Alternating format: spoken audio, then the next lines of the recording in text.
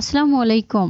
এখন জানিয়ে দেব দেশ বিদেশের আলোচিত সংবাদের শিরোনাম। রাশিয়ার বড় বড় পোশাক কারখানা বাংলাদেশে স্থানান্তরের পরিকল্পনা। শ্রমিক সংকট ও উৎপাদন খরচ বেড়ে যাওয়ার কারণে রাশিয়ার অন্যতম বড় পোশাক প্রস্তুতকারী প্রতিষ্ঠানগুলো তাদের কারখানা বাংলাদেশ সহ অন্যান্য দেশে স্থানান্তরের পরিকল্পনা করছে।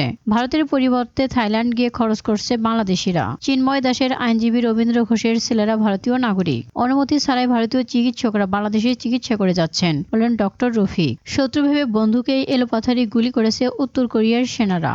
রাখাইনে মিলিটারি সদর দপ্তর দখল করল আরাকান আর্মি। সতর্ক অবস্থায় Bangladesh. Myanmar military western command দখল করে নেওয়া হয়েছে বলে দাবি করেছে আরাকান আর্মি। সেই সঙ্গে ডেপুটি রিজিওনাল কমান্ডার জেনারেল থাইং তুং এবং জেনারেল কিও কোয়েকে গ্রেফতার করা হয়েছে।